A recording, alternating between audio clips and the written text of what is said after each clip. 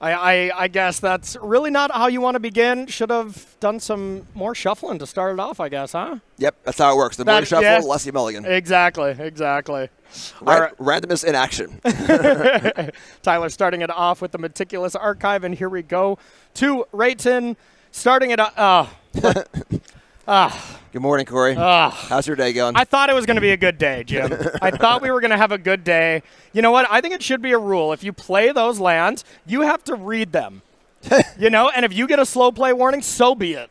All right. I'll let it slide this time as we see Rolling Dragon Storm from Tyler doing the kind of ideal thing, putting Omniscience into the yard and an opt from Rayton. And, hey, Tyler may be down to 5 cards here, Jim, but this is a deck that doesn't really mind mulling that low compared to other decks, right? Yeah, and I think in the matchup, it really doesn't matter that much. There isn't a ton of interaction on the Izzet side. It's like a Spell Pierce. There is the fact that Burst Lightning could tag a 1/1 Omniscience if the hand isn't perfect and Tyler doesn't have an Omniscience to defend it with a second Omniscience or a Counterspell. Yeah. But realistically, Tyler just gets to do his thing here, and if he, on the play, is able to do it on turn 4 or 5, that'll be more than good enough. Yeah, and I mean, when you put Omniscience into the yard on 2 and you stock up on 3 here, getting a nice view there from Tyler to see, we don't see anything wrapped up in that stocking, no land 4 plus Umbrello, something like that.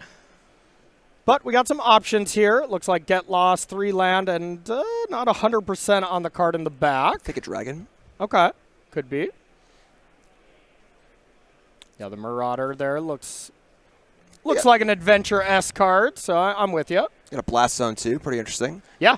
Blast Zone, seems really good in this deck, but, man, would it just be incredible if it started at 0 and you could, just pick off these Prowess Monks as well as level it up and deal with Rest in Peace and stuff like that. Yeah, it is funny how making the card worse would almost make it better. Yeah. So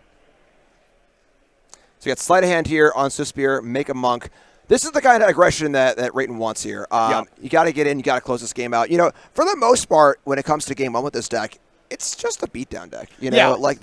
One Spell Pierce, few Flood Maws, Burst Lightnings, or whatever. But post sideboard, it'd be very, very different. It's a lot more interaction. But game 1, just kind of a race. Yeah, it's a beatdown deck that dodges common removal. When you're a beatdown deck that isn't the most afraid of cut down. Yep. That's a very unique place to be. And that really is all because of the Corey Steelcutter.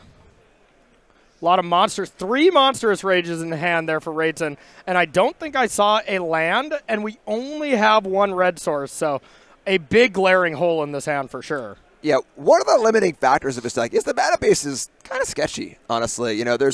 We got 4 Island, 4 Mountain, and it has a lot of cheap cards, not a lot of colorless pips in this deck. Yeah. So you get in spots like this where I just have an island and I have a couple red spells or vice versa. Yeah. And, I'm just getting word here that for the rest of the tournament, if you have these full text islands, they only actually add half a blue now, Jim. Half a blue. Yeah, so, I guess we should just leave those at home. All right, we have a counter for that, right? A way to track half mana? Yeah, I believe we do. Yep. Okay, yep. just checking. All right, looks like we are taking a pain here. Shivan Reef to see what we want to do. And if we can't double spell here, that's really, really bad for Rayton. Rayton really needs to be able to kind of put the pedal to the metal. Looks like we do have a blue card to play here. Get another Monk going. Get a good amount of damage, but there are 3 1-drops here with a Blast Zone at 1. Yeah, this is part of what made the Omniscience deck get a lot better, is that it does have the facility to play a little more instant speed. So with Meringue River Regent, this could be a Meringue River Regent, it could be a Get Lost, it could be a Moment of Truth, it could be a Blast Zone activation.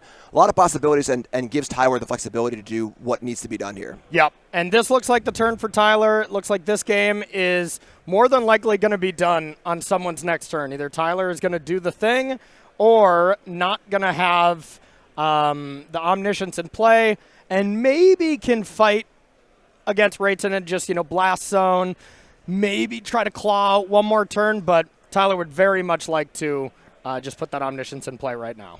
Yeah, tough choice here where, Blast Zone looks super appealing, right? Yeah. But it doesn't clear all the threats, and you are stone raining yourself. Yeah. In a game where you mulligan to 5, so you're already a little low on resources, and you need that 4th land to combo. You need to find some more stuff, too. So kind of a strong statement from Tyler here saying, you know what, forget it. I'm not a control deck. I'm going to try and combo and win this game next turn. Yep, absolutely. And kind of fun trying to go for the poker read here, looking at Tyler's face. Does he have it? Doesn't feel like he's got it rolled up just yet. I love the intimidating stare, you know? Like, the one time I bust it out all the time is the keep mulligan decisions. You gotta give them a good glare, you know? Get a vibe of their body language. I am still a very firm believer that, you know, the way to elevate from that, like, really good player to great player is picking up on all the information that players leak throughout the game, whether, hey, they didn't play this land, hey, they seemed, you know, uneasy about this play. There's so many of those little things that you can pick up on, and the greats do, you know. The greats always pick up on that kind of stuff, and it helps, you know, guide their decisions. So Moment of Truth here looks like it found a temporary lockdown. That's going to buy some time, like an inevitable amount of time. Yeah, this is like, this was a Hail Mary for sure. Once you commit to the Moment of Truth, you can't combo anymore. Blast Zone is tapped, so it's basically lockdown or bust here. But window card, found it, and there you go. And not a hint of expression. I was looking at Tyler when he saw those cards, and no smile, no, just business as usual. Let's get back to work. Same with Rayton. You know, maybe it's because it's so early and these players are still waking up, or they are just, you know, ready to get it done. Either nerves of steel or half asleep. You, the viewer, can decide. Exactly. That's a big part of this Omniscience deck, too, is that, like, it's obviously a combo deck. It's interested in doing its own thing. But for a main deck temporary lockdown, you know, a lot of this tournament was players trying to find what is the best temporary lockdown deck. Yeah. You know, and because obviously it is so good against Steel Cutter and a very good card in general otherwise. And this is a pretty nice one, you know, where you get to kind of concentrate all of your interaction into like 4 or 5 cards and then focus on a combo with all of your other cards. Yeah. It's hard for me to say that not the best lockdown deck is Black-White Pixie, just because that deck can utilize lockdown as a proactive, you know, card, which I feel like temporary lockdown is never used proactively. But the fact where you can just go Hopeless Nightmare into Hopeless Nightmare, lockdown even if you're not getting any of your opponent's stuff, and then bounce it with Kieran, bounce it with Pixie and stuff like that. I've done that with that deck a good amount of times, and I feel like, you know, you're not really doing that in any other deck. Yeah, I think you're definitely right that if you're looking, you want to say what deck uses the card temporary lockdown in the best way possible. Definitely Pixie, you know. But there's also the important metagame consideration of, well, what about the other matchups? You know, and Pixie's a deck that is very well focused on beating Izzet, but struggles a bit in other matchups, you know, like Omniscience, like Domain, where it's a little slower as well as the closing speed. Yeah. Trying to set up those loops can be a little time consuming. So so it's, you know, what that can lock down but also have the best matchups across the spread. Yeah, there you go. And yeah, this is a phenomenal deck in that vein for sure. Like, and it honestly just makes sense why Azorius Omniscience is doing so well in this tournament. It's always been one of those sleeper picks. You know, Sean Goddard, Beekeeper, was always one of the biggest, you know, proponents of this deck, played it at the Pro Tour, you know, that Matt won, and kind of has just been saying this deck is great throughout its time. And getting Rolling Dragonstorm to come with, getting the Marauding River Regent really gives that deck, you know, the next level. Yeah, it's a huge upgrade. It doesn't like seem like much, but it really is. It adds a lot of consistency, removes the silly combo cards. Yeah. Quite powerful. Agreed. And Corey Steelcutter meets a Spell Pierce. Looks like Rayton just has every Monstrous Rage ever printed in his hand. So Tyler, with the mulligan to 5, is just doing it his way. Yeah, the lockdown was huge. Obviously, a bit of a Hail Mary there. Had to be a lockdown in the top 3, but made the play, recognized what needed to be done, and did it. And now Rayton's, you know, mana base here is not really cooperating too much. This is a 7-2 mana disadvantage. Yeah. And looks like Tyler's just, you know, really just hiding behind blue cards here. I've been trying to make Limp Bizkit song puns this entire time. I don't know if you've been catching on, but it's not easy.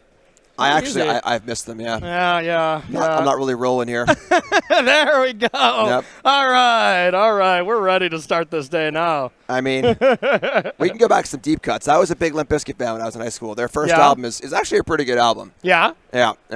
You break stuff from time to time, huh? A $3 bill, y'all. There we go. All right. So we got the slick shot show off. Tyler's looking around, Seeing if he wants to deal with this. Now you have me like digging in like the deep recesses of my brain for like some puns off of the Limp Bizkit's first album song titles. Yeah. You know, that's where our focus should be at. Well, yeah. Of course. The game is I don't even know how to play Magic anymore, basically. I slipped that part of my brain, and we're just thinking about Counterfeit and Nobody Loves Me and all these old Limp Bizkit songs. Hey, man, that's just our generation. That's my generation, at least. Oh, my God. We're dating ourselves again. Back to the game. All right, so Meringue River Region's being cast here for some cards. Going to see if we can find the Umbuelos. That is one card that has just not been around at all. We did just find a stock up, though, and with Rayton just, like, tapping out every single turn, it has to be so low in that library for Tyler to still not win this game, you know? Like, of course, the pressure is kind of on now, but we just have so much action now from Tyler, and this deck, all it does from the Azorius Omniscience side is just draw cards, kill creatures, and combo. Yeah, and this is sort of like the pseudo-control, element where at this point in the game, there aren't that many removal spells in Tyler's deck, but there's enough. Yeah. And Blast Zone on 2 is obviously representing, a way to kill a lot of the primary threats in Rayton's deck. A Get Lost here or there, it's going to be hard to cobble together 8 damage in time. Yeah. And that's the thing about just the archetype of combo control. Combo control, historically has been some of the best decks that we've ever seen. Splinter Twin, I think that's definitely a combo control deck. Any combo deck that can have a plan B is also very good. These aggressive, proactive combo decks, the Copycat combo, Teamer Breach, those kind of things are also awesome. But I love me a good combo control deck, as it's just hard to attack these decks. You just get so much time. Yep, and there we go. All right, Omniscience is on the battlefield, and now we're just going through the final motions. Now, this deck has changed where you don't have Invasion anymore, but there's still a combo win here, right? Walk us through that. So, originally this deck used to play Invasion of, I forget the name, honestly. 5-mana battle that would go search. Elkalots, I think? That sounds right. Yeah, it's something like that. It would search sideboard for a win condition. Very clunky, though, because the card just didn't do anything. It was a 5-mana. Usually Season of Weaving, right? That was the other piece. Yeah, a whole bunch. There's a variety of ways. But by adding Meringue River Regent and Whirling Dragonstorm, now the deck is able to cut the combo down to the Meringue River Regent, which is simply a good card anyway. And once you get 2 River Regents and the 1 copy of Founding the Third Path, you can play Visaga on Chapter 2, mill your opponent for 4, then play a Meringue River Regent, bouncing the other Regent you have in play and the Saga, play Visaga again, mill for 4, play the Dragon, bounce the other Dragon and Visaga, and loop that indefinitely until your opponent is decked. And the important part here is that all of these cards are just fine cards in the deck. Yeah. We're not in a spot where we're playing these kind of like Splinter Twin, for example. Splinter Twin is the blank in Splinter Twin. It's the card that's almost entirely for combo purposes. Yeah, you put it on Snapcaster once in a while, but for the most part, it's a combo card. The least amount of combo cards you can have in your combo deck, the better. So you can have room for interaction, card draw, and everything else you need to stay alive. Yeah, totally makes sense. And I mean, you draw Omniscience. That's not great.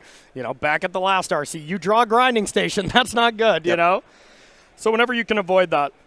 I think the only cost that presents itself with is, what if you're at 2, your opponent gets to go upkeep Burst Lightning? There is the one cost, but the amount of minor times that actually does anything, has to be solo, and you can just get counterspells, right? Correct. So in this, you draw your entire deck. There's the one refute for there actually is one hard counter of this deck. Okay. Whereas most of the counters are soft, like Confounding Riddle and Spell Pierce. And the thing is that there's a lot of backup plans here too, where Confounding Riddle, I feel, is a hard counter against Izzet too most of the time, right? That's very fair. Yeah. But if you were to mill it over, say you just were to play a Scryland on turn 1, mill it to your graveyard, you can Abuelos it back, which is cool too. So there are a lot of backdoor outs to the combo being interrupted. And then the actual worst case scenario is just play all 4 dragons, bounce all your opponent's stuff, have 4, 6, 7s in play, and then hopefully you're not at 2 and they have Burst Lightning. Usually good enough to win the game. So, when you have a combo that wins 98% of the time, but you get to improve your deck by 5 or 6 cards, monstrous gains. Oh, definitely. And just going through the motions here, I love this from Rayton as well, though. When I'm playing against an opponent, especially at this 9-0 stage, not saying I've been in this spot, very often, but, a few times in my career for sure I've been, fighting for this leader of the tournament before. And there's a little bit of you that is just like, all right, my opponent is doing the thing, I could concede, and if clock was starting to become an issue, I for sure would. But half the time you're like, I want to watch this in action. Number one, you could learn something about how to play against the combo for the next couple games. But two, it's like, you've been crushing as well. You just kind of want to see a master of their deck work. So I always like to watch my opponent kind of combo off at a high-stakes match like this. I think also there's like an element to just watching how they do it. Yeah. Like you learn a lot from a player watching them do their thing. And in a spot like that, it's just them doing their thing for a few minutes. Yeah. And you kind of get a feel for how clean are they with their deck. Yes. How crisp are they? Do they know everything about the lines? Do they know how to, if this bad thing happens, they can do this, or vice versa. Yes. Are they kind of fumbling through? Have people made them combo out? Exactly. That kind of stuff really happens. So, all right. So that's Tyler Stechman winning game one here on that multi-5, which is really impressive. Let's start with Rayton. What are we sideboarding here against this Omniscience deck? So game one was mostly a race, right? We had one Spell Pierce and not much else as far as interaction goes, but. Yeah. Bringing in multiple Spell Pierces, Ghost Vacuum, of course, to attack the graveyard. There isn't like a ton of interaction here, aside from Spell Pierce and Ghost Vacuum, but even just adding, 4 or 5 interactive kind of cards in a deck with a bunch of cantrips is huge. Yeah. Because realistically, you only need one good Spell Pierce. Yeah. If you have a good draw where you're, showing lethal on turn 4, where you get that one key Spell Pierce, you can counter the combo, you can counter maybe a lockdown, untap, unload, Monstrous Rage, and just kill you. So Rayton is not trying to control the game with these counter spells. Yeah, it's trying to tempo it out, right? Yeah, these are our tempo counter spells for sure. Just saying, hey, you're a little off balance. Now I'm going to knock you over and then kill you. Yep, absolutely. And, honestly, you would think that Azorius Omniscience's worst matchup would be exactly what's across the table from him, right? Like a very aggressively slanted deck with 3 Spell Pierces. Spell Pierce has to be the best card against this Omniscience deck. Of course, after a while, it loses its luster as the game goes by. But, if you pick off a timely Temporary Lockdown or a timely Umbrellas, the amount of time when you can just crack back and win, those kind of games, that can happen pretty high percentage. I think that typically, yes, based on how these decks are constructed, I think not so much. I think that Tyler's main deck is so anti-Izzet. Yeah. It's the full 4 lockdowns, there's so much interaction. And then the sideboard has good plans too. So we've got Voice of Victory here, can turn up the Spell Pierce angle. Yep. There are also just besa. There's just threats, Clarion Conqueror can come in, it can block a Slickshot Show Off or turn off Ghost Vacuum. So there's a lot of play and a lot of options here. And I think that the Izzet deck is more aggressively slanted than most tempo decks you usually see. Where I think like Dimir aggro / mid range or whatever, where it has more counter spells. It has Kaido. That deck plays more of like a tempo-y play a thing, kill a thing, counter a thing. And it's very, very aggressive with a slight bit of counter spells in the sideboard.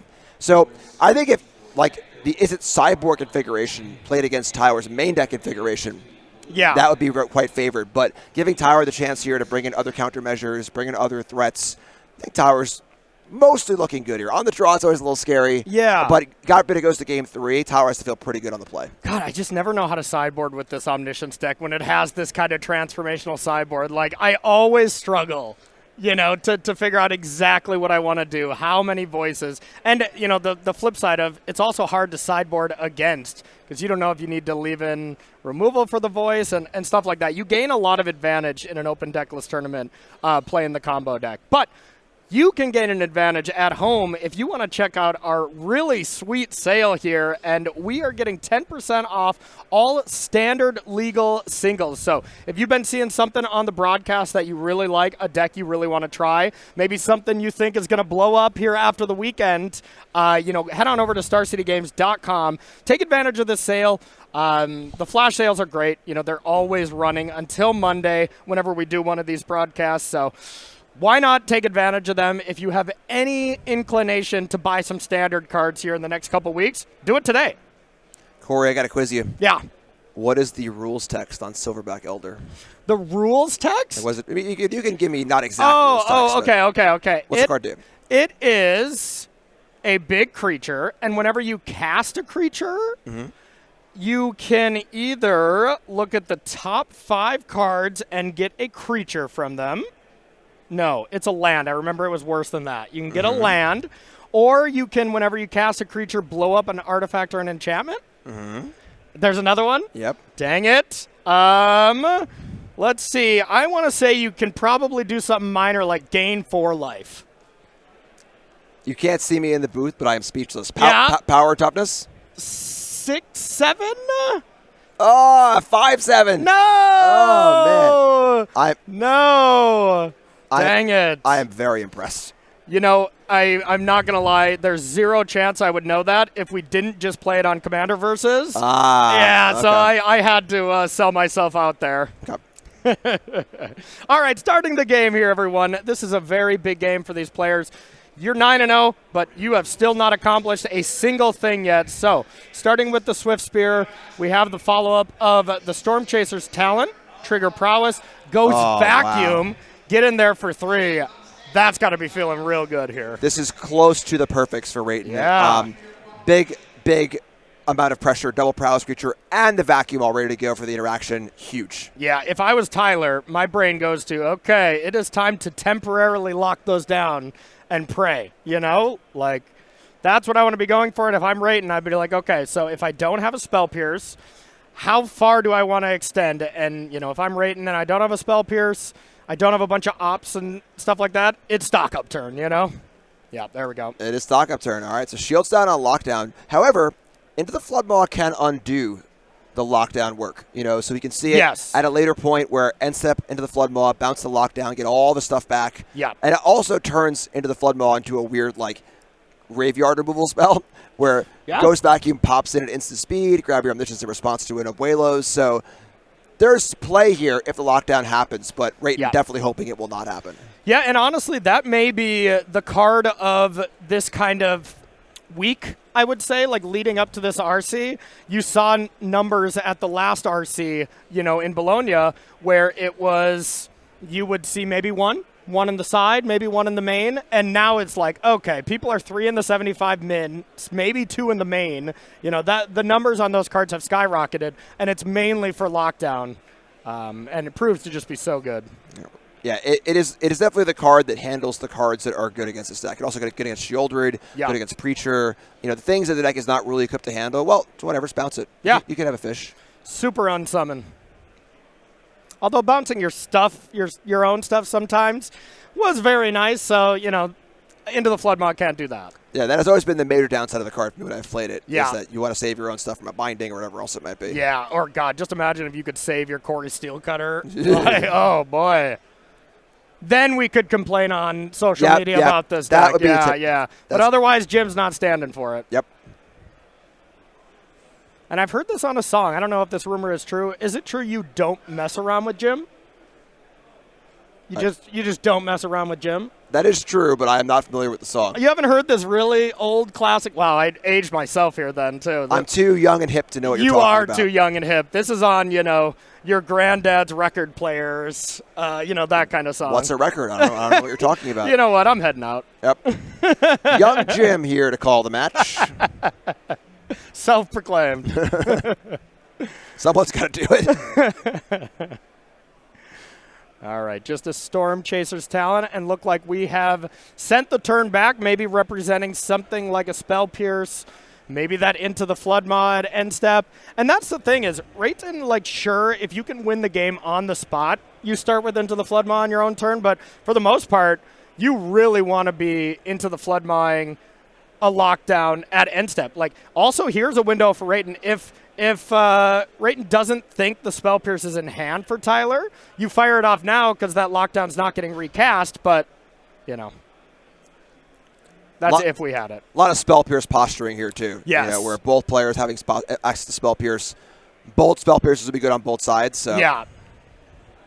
And, of course, we can, you know, look into that and like, oh, they probably have it. They might just not have, you know, the ability to spend that mana. You know, that's also very likely. Yep. And that looks to be the case there from Rayton. Rayton's hand looked quite bad. I think it was just land, Ghost Vacuum. So we might have just been kind of all in, hoping there was no lockdown. But, you know, that's how you have to play this deck. You can't just sit back and, you know, wait for something to happen. But, hey, if that was the top deck, that's a good one. Yeah, the definitely Rayton is the beatdown here. The longer Yeah. the game goes, I mean, Spell Pierce just says that on the card, right? Yeah. It says, you got to use me now, because I'm not going to be there for you later. You know, Yeah. the card that gets worse as the game goes on. So interesting. I think our hand is still land, Ghost Vacuum, and if that's the case, you know, there's an option to go land 3, play Ghost Vacuum. Will it resolves no matter what against a Spell Pierce? But it's not the most important, as Tyler doesn't have the Omniscience in the yard quite yet. Yeah, knowing how far along your combo opponent is very important. Yeah. You know, knowing what's the inflection point. Like, all right, step 1 of putting Omniscience in the graveyard hasn't even been accomplished yet. Yeah. And it's hard. You can't really do that all in one turn on less than 6 mana. So not in immediate danger just yet. I mean, it is still possible next turn. You know, you just have to get a very lucky Surveil. All right, so you are correct, yes. Coming from someone who lost to that after thinking the exact same thing, like, I'm safe here. They're like, oh, you did what? Oh, okay. Surveillance are gross in graveyard decks. Oh, my God. I mean, nothing better in this world than playing modern Espergorios and milling a Gristlebrand and get to bring that back on turn 2. It's not fair. I teamed with Edgar for that Pro Tour, and Edgar did that a number of times. Yeah. In testing and otherwise. What's it like to be as lucky as him? That does seem nice. It's also not fair. He's just so dang good, too. That's really not fair. It is a dangerous combination. Yeah. All right, so there's the dispersal on the Otter. That was quite swole. That was a 4/4. A lot of posturing here, where Rayton has the Ghost Vacuum in hand. Could have played it for prowess, trying to play around Spell Pierce. Yeah. A lot of back and forth. You know, we're going to probably see that Ghost Vacuum post-combat, which feels a little weird, but it makes sense because Rayton's respecting Spell Pierce. So, hey, coast is clear now. It wasn't fully clear a second ago, so it makes sense. We'll see if he actually plays it or if he's holding it, you know, to just really get that second spell for Corey Steelcutter, representing, hey, I need 2 spells here, and that's exactly what Rayton's doing. Rayton is accepting the Surveil percentage points that he could lose here. Yeah, I think it makes sense also. Waiting to see the dispersal, waiting to see that Surveil as well. So, and also playing around a lockdown, too. So, Rayton has really impressed me, you know, throughout the last couple rounds that I was kind of just watching with all of you while Carmen and Ryan finished out the day. And, really clean play. Knows his deck, you know, kind of upside down, left and right. Yeah, and that's the important part where, like, the deck is good. If you just pick it up in the dark, the deck is good. But like most good decks, when you have a target on your back, people are coming for you. And knowing how to play around the cards that are coming for you. Temporary Lockdown, Preacher, Shield, or whatever card that people are playing in this tournament to beat you need to have a plan for. Yep. 100%. So here is another Corey Steelcutter. Sleight of hand. We know that last card is Ghost Vacuum, so still doing okay because the Omniscience is in the yard. And Rayton does have to have an answer for it if the Umbuelos is there. And this is huge, too, because like I was saying yesterday, like it is pretty nice to wait on your Graveyard Hate card until you can at least get a shot at exiling a relevant card. So even if it's destroyed the next turn, it still did a valuable thing. Yep, absolutely. And this Vacuum is going to clean up a problematic thing. And you don't want to do it proactively because there, of course, is a chance Tyler could go Rolling Dragonstorm, bring it back. So you always want to wait till it targets. And heading back to Tyler Stechman's turn. Ooh. Oh, baby. I'd like to respond to that. Oh, it's a dragon, too? And picks up the Dragonstorm? Tarkir Dragonstorm, available now at StarCityGames.com. Can we go back to that flash sale slide? I need to pick up these cards. That is awesome. That is an interaction I did not know was a thing. Oh, a Surveil and Omniscience to the yard, eh? Wow, that can happen. You know, I believe it can. Pretty nice stuff there. All right, Clarion Conqueror looking pretty solid. And now Rayton has to find an answer to this. There's a Slick Shot. There's a Spell Pierce, which the Spell Pierce's time to shine has kind of passed. Just a show off here is really sad. And no attacks. It goes to show why this main deck is not playing many Spell Pierces, you know, because every card you put in your deck that you cannot play proactively means that your prowess stuff is worse, your steel cutters are worse, where you could have spells in hand, but you just can't cast them to use them. Same problem in Phoenix in Pioneer decks, where like I need that third spell to turn the Phoenix, but it's a spell pierce, and I just can't do it. So same thing here. It goes to explain why the deck is built like it is. Yeah, there's always the sideboarding restrictions from those kind of all-in triple spell style decks. This is a very close to Is It Phoenix comparison, in Standard, and that's one of the main reasons why it's. Oh man, is the spell pierce? Oh, I was like the Umbrellas is going to get got by the old turn 7 spell pierce here, but Ibiza is a nice play for Tyler here to be able to gain some life, prevent these monks from going wild, and you got to think that Tyler, with help from Limp Bizkit, is going to be able to pull this out. Yeah, and this is the thing where Tyler's ahead on board right now. Yeah. No, not combo, just there's a 4/5 and a 3/3 flyer in play against a 2/2. And has stabilized the anti-combo cards. Yep. So if he ever has it or already has it, we're good to go. So, yeah, everything coming up, Tyler, so far. But same time, Rayton's been drawing quite well, a.k.a. drawing Corey Steel Cutters very often. A lot of cutters. Yeah. Is that all 4? I think there's 1 under each lockdown. I think you might be right, yeah. All right. Hey, if you're going to be 9-0 with this deck, you probably draw that card quite often. Rayton's is playing 8 copies. Yeah, there we go. There we go. No problem. It's like, oh, I can't do that? But yeah, all that being said, I don't think he has any attacks. Yeah, base is quite large. There's still a mana up, Forest Dispersal in the equation as well, potentially. Yeah. Tyler has drawn a lot of cards, seen a lot of cards. You have to assume Tyler's hand is pretty good here. Yeah. Definitely Tyler's game to lose. And you just think of like, oh, what if another lockdown came down, or a River Regent to bounce a lockdown and then replay it when you have 9 mana. There's so many plays that Tyler can have besides just the I win the game. Even just Dragon bouncing 2 monks, Yeah. Wow. Yeah. Okay, yeah. So bouncing the Rolling Dragonstorm, killing the monks. If you could bounce a lockdown and replay it and your opponent's hellbent and you couldn't get spell pierced, maybe you go for that play, but there's just no reason to take that risk right now. Yeah, again, Tyler's just winning on board. Yeah. Just bigger creatures, more board presence. Yeah, if the Omniscience deck up against Is It Prowess is attacking, there's a tall tale sign, y'all, that they're ahead. Yeah, and there's also still an Omniscience in the graveyard. Yeah. So it's the point where, like, Rayton's like, all right, well, I got to deal with these creatures. Oh, wait, actually, there's an Abuelos, I'm dead. Yeah. And, that's what makes these kind of combo decks that have these other elements really appealing is, well, you distract them with this stuff, and now if Tyler ever plays it, Rayton's completely out of resources. Game's over. And it's cool that the Dragon cards keep you going, too, where bouncing Dragonstorm, play it again, draw 2 more cards. Velocity, board presence, potential combo, just got it all. Yeah, this deck looks awesome. We saw Jody do a deck tech. The list looked pretty similar to that. And here's the second Omniscience, so 1 Burst Lightning doesn't interact with it.